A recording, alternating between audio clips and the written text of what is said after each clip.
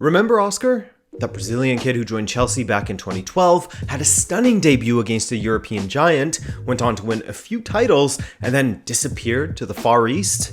I miss that guy, and with the comments he made recently about his national team affiliation, I'd say it's high time we revisit Oscar. Hey, I'm Adrian, and welcome to Rabona TV's extremely infrequent series, Remember Them, where we look back at the stars that have faded a bit, those guys who have become a little less relevant to some degree, at least in the Western world. And in getting to know where he came from and what he's been through, perhaps you'll understand his move out east a little more. I'm not saying you'll agree with this decision, but at least you'll understand it. And hey, if you find yourself enjoying the content and want more in-depth football coverage on topics of old and, topical, then consider subscribing. Cool? Without further ado, let's get going. Oscar dos Santos Emboada Jr. was born in Americana, a city in the state of São Paulo, Brazil, about 2 hours northwest of the city of São Paulo itself. In speaking to Global Esportes in 2013, Oscar spoke of the hardships his family went through back in Americana. When he was just 3 years old, his father was tragically killed in a traffic accident, leaving behind Oscar's mother, Sueli, to raise him and his two siblings. Despite the tough, tragic hand his family was dealt, his mother worked hard to ensure life wouldn't be a labor for her children, despite her having to get creative in order to bring money in. While speaking to Global, she said, quote, "His father left me a house to live in, but I had to work by myself. I couldn't work for a company because I needed to stay with the children. I would make clothes to sell, and we worked through it. It is not easy for just a woman and her husband these days. Imagine being alone with 3 children." This work rate must have rubbed off on little Oscar, and in combining that with his natural skill with a football at his feet, he joined União Barbarense at the age of 7, caught the eye of Ipiranga at the age of 13, and before he had even turned 14, had been snapped up by Brazilian giant São Paulo. By the time he had turned 17, the São Paulo coaching staff and those keeping an eye on the Brazilian youth scene were all head over heels for the boy from the interior. In fact, Bleacher Report spoke to Paulo Freitas, Brazil's head researcher for the computer game Football Manager, and he echoed this sentiment. Quote, "Oscar was always regarded as one of the jewels in São Paulo's youth academy. He made his debut in 2008, but started shining in 2009, making an assist in a game versus Corinthians in June, after also getting praise from Muricy Ramalho, who called him a classic number 8. More on that classic number 8 later, as I'm sure many of us think of Oscar as more of a 10. But that's not exactly the case. But anyway, he only made a handful of appearances for the senior São Paulo side before contractual issues got in the way. As Oscar and his legal team saw it, São Paulo's failure to pay his wages meant that his contract was no longer active. It was null and void, and that he was free to sign with whomever he wished. And who he wished to sign for was Internacional in 2010. This started a war of both words and a legal battle between the two clubs, as São Paulo of course wanted to hang on to the young starlet, but it wasn't settled quickly. It took 2 years and 6 million euros in compensation from Internacional in 2012 to put the issue to bed. No bother though, as that same year Internacional sold him to Chelsea for 61.58 Brazilian reais, or around £20 million. But before we get to that, Oscar was shining on the international stage as well, as he helped lead Brazil's U20 team to World Cup glory. Bastard. A quick personal aside here, explaining that bastard comment that I just made. This is when I first saw Oscar, as I of course was watching the U20 World Cup final with my dad, you know, Brazil versus Portugal in a FIFA U20 World Cup final. You don't see that every day, and I had to cheer on my parents' country of Portugal. And this man Oscar broke our hearts. Going into it, we all heard the talk of how he was the next Kaká and blah blah blah, and you couldn't help but feel like he was the next Kaká with how he played. Scoring a hat-trick in a World Cup final, U20 or otherwise, he was up against the best of the best in his age group, and he pulls that off? Sensational. This coming off of his 2011 season with Internacional, in which he had scored 10 goals in 26 appearances and racked up assists as well. It was no wonder Chelsea were willing to pay that much for him, and with him later going on to star for Brazil's senior side in the 2013 Confederation Cup, I mean, Oscar was a bona fide star. But that's me getting ahead of myself again. We've seen the story before. A kid lights it up for a season or two in their home country, does well in a youth international tournament, a big club comes and pays a big sum to bring him over to their side, and they flop and end up getting loaned out to team after team trying to find that magic again. But with Oscar, that was never the case. He was a revelation in his first season with Chelsea, and his performances, it's not that they never dipped, they only started to dip towards, the end of his time with the club.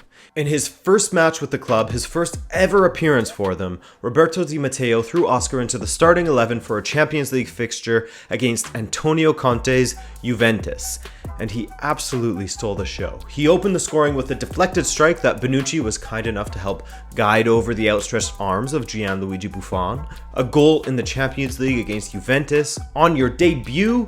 Not a bad start. But he upped the ante. He doubled down later as he scored an iconic goal for Chelsea.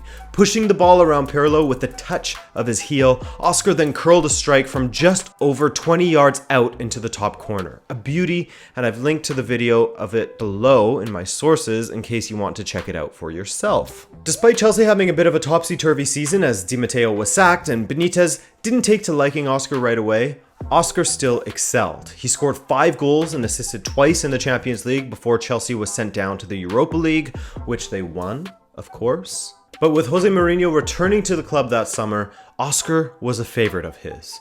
Why? Well, you remember when I said this earlier? More on that classic number 8 later, as I'm sure many of us think of Oscar as more of a 10. Well, later is now, and Mourinho loved Oscar so much because of his defensive contribution. Yes, he is most remembered for his incredible touch, passing, vision, how he would cut inside and curl a strike to the far post beyond the keeper. Of course, he's remembered for his offensive output, but the key to Jose's heart is an attacker that defends, and Oscar has been doing that since he was part of São Paulo's youth setup. Oscar stuck around Chelsea until the end of 2016. His last full season at the club was the 15-16 season before his move away to China. Sure, his performances were waning a bit as his time with Chelsea went on, but there was no doubt in anyone's mind that the 25-year-old was a massive talent. His age, of course, making his next move all the more surprising. At this time, the Chinese Super League was trying to shift the undying focus on European football a little further east. They wanted their clubs to become a destination for up-and-coming football stars to consider, instead of moving from, South America to Europe, or from a feeder club, for lack of a better word, to a European power. They wanted to make China a footballing destination, and in order to do this, they needed to draw the attention of the world by bringing in stars, to not only raise the level of play within the league, but raise the status as well. Fellow Brazilian Hulk was purchased by Shanghai SIPG from Zenit St. Petersburg, as was another Brazilian, Elkeson, from fellow CSL club Guangzhou Evergrande, and the final touch was to bring in then 25-year-old Oscar on January 1st, 2017. Despite this outlay of spending, the plan ultimately failed, at least thus far, and the league later put restrictions on foreign players. Again, given his age and talent, it was a bit surprising that Oscar fled to China at just 25. It felt like his European career was just beginning, despite the 2 Premier League titles and a Europa League title under his belt. But when looking at the salary that Shanghai SIPG supplied him, and continues to supply him, and in considering the surroundings he grew up in, it does make a little more sense. According to Forbes, Oscar, quote, quadrupled his weekly take-home pay and now makes more than $25 million annually through 2020.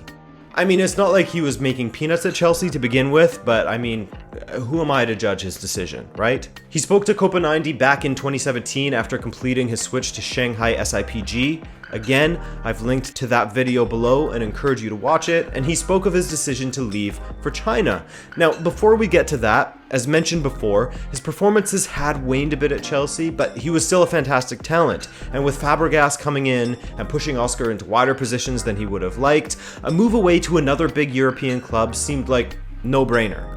What did he have to say of this, however? Quote, every football player or every person who works wants to earn money to help their families. I came from a social background in Brazil that is very poor. We didn't have anything. This is the fruit of my work, and when I earned this, it is because I conquered it. The same way I came here, I will be able to return to Europe. Okay, so what about that return to Europe? Is that on the cards, or is he going to go the way of someone like his Brazilian teammate Elkeson and live out his days making heaps of cash out east? According to Oscar, in 2017, which is important, quote, "I hope that in 2 or 3 years' time, or when my contract here ends and I have helped the team to win titles, I could go back to a big team in Europe. Because what I like most is to play at a high level. When I was talking with Shanghai, I was talking to big clubs from Europe as well. There was Atletico Madrid, who I almost joined. I liked them very much and what they were offering me at that time. There was also Juventus, Inter, and AC Milan." A reminder, these quotes are from October of 2017. 3 years ago, and since then, Oscar has renewed his contract with Shanghai SIPG, and according to transfermarket.com, it now runs all the way until 2024. Oscar just turned 29 on September 9th, so if he was to see out the entirety of his contract, that would take him to 33 years old already. Now, of course, there's always a chance that Shanghai will look to get rid of his massive wages and will sell him off to a European club at a reduced rate. But there are reasons to believe that Oscar has changed his tune in regards to returning to Europe. Those 2 to 3 years that he mentioned have passed without Oscar returning to Europe, and in July of 2020, he had this to say in regards to wanting to represent the Chinese national team. What? Okay, well, quote, "Of course I can think about it because it's difficult to go to the Brazil national team now because I'm here. But in China, everyone sees how well I play. The China national team need one good midfielder, so I think I can help with this. I like China." Oscar was aware that it would be hard for him to continue receiving call-ups to the Seleção. That's a gimme when you move to a league that gets a paltry amount of exposure. But since moving to Shanghai, despite still performing well in the CSL, winning a couple of titles, and having a decent run in the AFC Champions League, he hasn't received a single call-up. Not once. Oscar says he put his family's well-being before his own career, as they are now financially stable. Well, for a few lifetimes, they're going to be financially stable.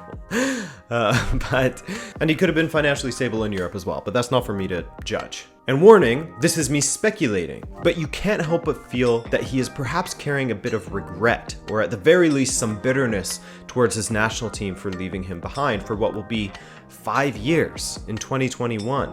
And with the signing of that new contract, it seems like his earlier thinking of, leaving behind the European dream in 2017 just for a couple of years, it seems like, and hopefully not, he's given up on it entirely and is looking to stay in China. Regardless, I personally hope he returns to Europe at some point because he is, or at least was, an absolute joy to watch play. And with respect to the CSL, his ability deserves much more exposure than it is currently getting out east.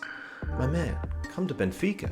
And that's that. I hope you enjoyed this video, and if you learned something new today, then be sure to drop a like to help out the channel. Again, if you're new around here and want to find your way back to Rabona TV much more easily, then hit that subscribe button. But aside from that, my name is Adrian, I love ya, and thanks for watching.